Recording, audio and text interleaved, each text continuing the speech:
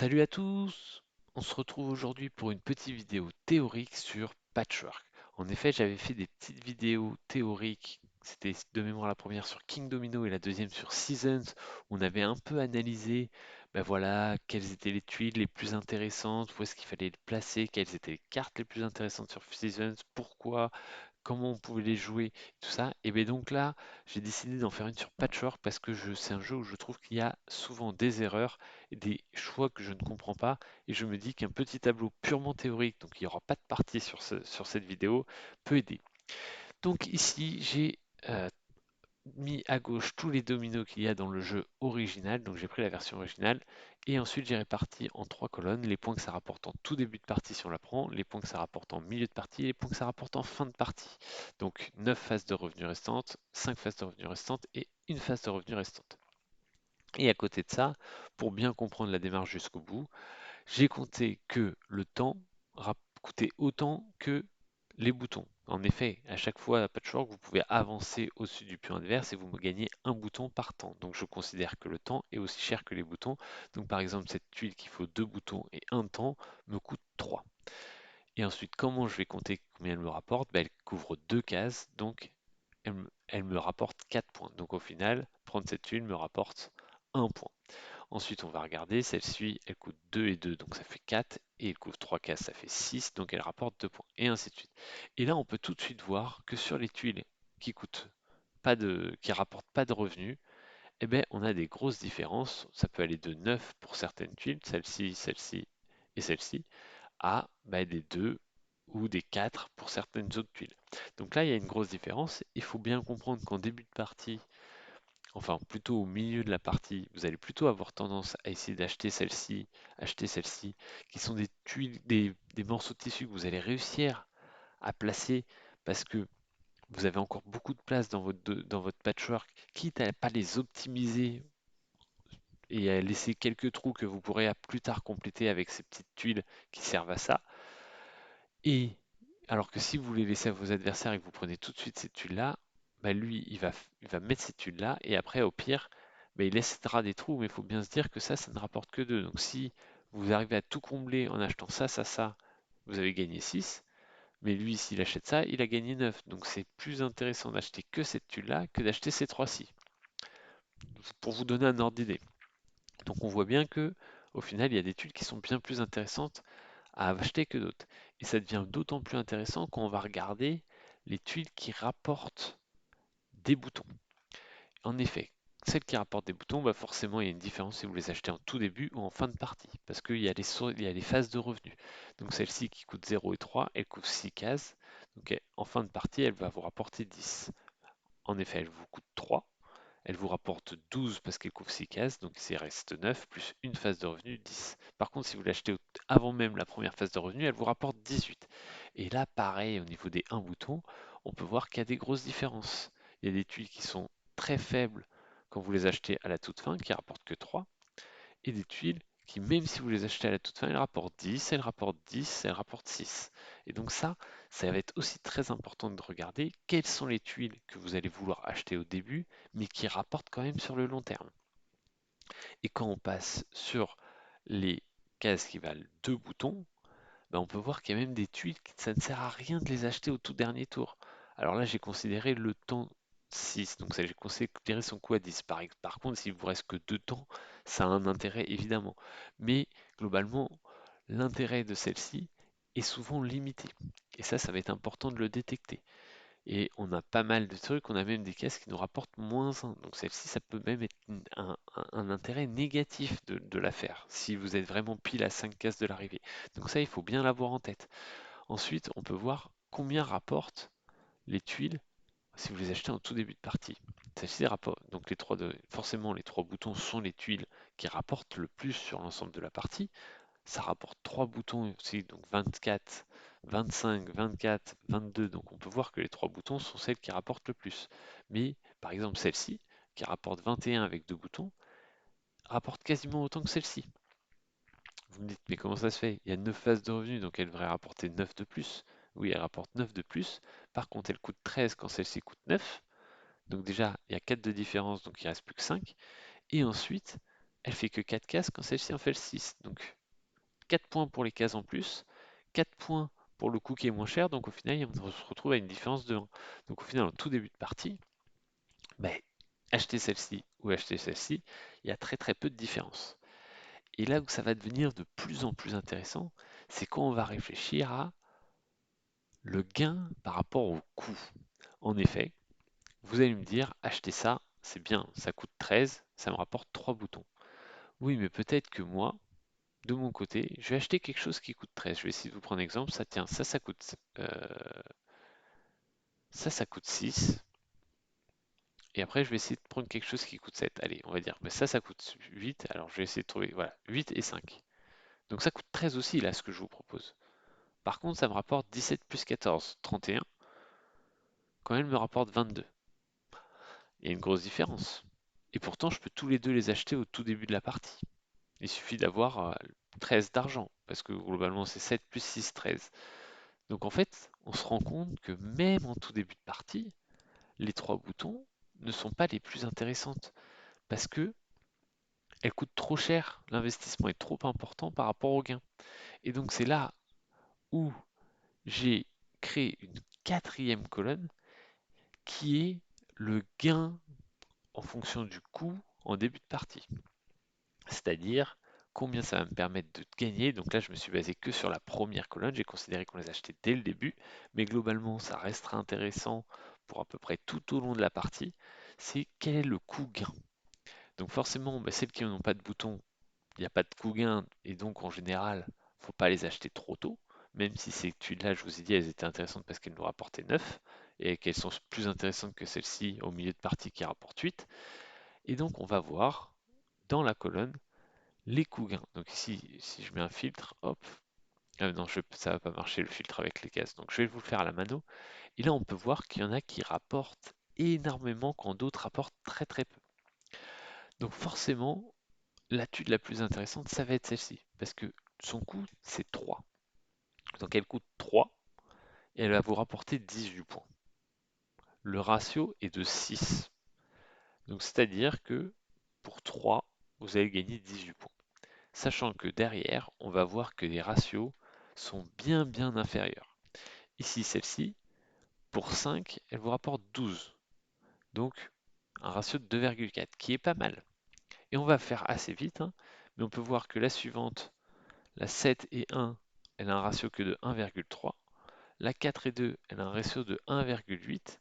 Et ainsi de suite. Et là, on peut voir celle-ci, par exemple, est très forte. Alors, elle est très difficile à placer, mais en tout début de partie, vous avez tout le champ que vous voulez. Donc, vous pouvez la placer facilement et adapter ensuite vos choix de morceaux de tissu en fonction de cette tuile. Et elle a un ratio de 3,6 qui est très très bon. Pareil, celle-ci, 2,8. Et là, on peut descendre, hein. Celle-ci, alors pareil, souvent, bah, forcément, c'est les tuiles qui sont un peu difficiles à placer qui ont les meilleurs ratios, c'est logique. Mais en fait, ce qu'il faut bien comprendre, c'est qu'à peu près jusqu'à allez, la troisième ou la quatrième phase de revenu, on s'en fiche un peu d'où on place les morceaux de tissu. On arrivera toujours à trouver une solution, que ce soit avec les petits morceaux de tissu individuels qu'on récupérera au fur et à mesure de la partie, ou que ce soit avec les tout petits dominos qu'on essaiera de placer pour combler, on trouvera des solutions. Et donc ici, on peut voir que quels sont les morceaux de tissu qu'il faut absolument viser. Il y a celui-ci qui est avec un ratio de 6. Celui-là est pas mal avec un ratio de 2,4. Celui-là avec un ratio de 3,6. Celui-là avec un ratio de 2,8. Et ensuite, bon, ici, 2,1, c'est pas des mauvais dominos, c'est pas les meilleurs, mais c'est pas des mauvais loin de là. Ici, 2,3, vous voyez, je l'avais pris en exemple parce que je savais que c'était un domino assez fort. Celui-là aussi a un beau 2,3.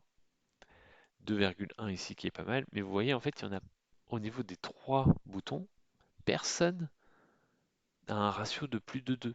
Donc au final très souvent on peut trouver une combinaison qui rapporte plus que d'acheter ces dominos qui rapportent 3 boutons.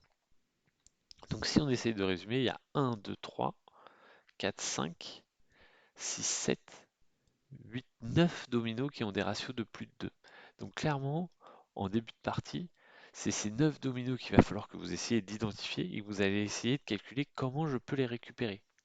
Et c'est là où certains dominos, et notamment ceux qui ont des temps de 1, sont hyper importants dans le jeu, parce que du coup, vous allez prendre un domino, un morceau de tissu, par exemple celui-ci, pas pour le prendre et marquer ses un point, mais pour pouvoir avoir, par exemple, si celui-là est à 4 ou à 5 de distance, vous allez peut-être prendre celui-là pour faire avancer le pion, pour qu'il devienne à moins de 3 de distance et pour pouvoir l'acheter et récupérer ce super morceau de tissu qui a un super ratio.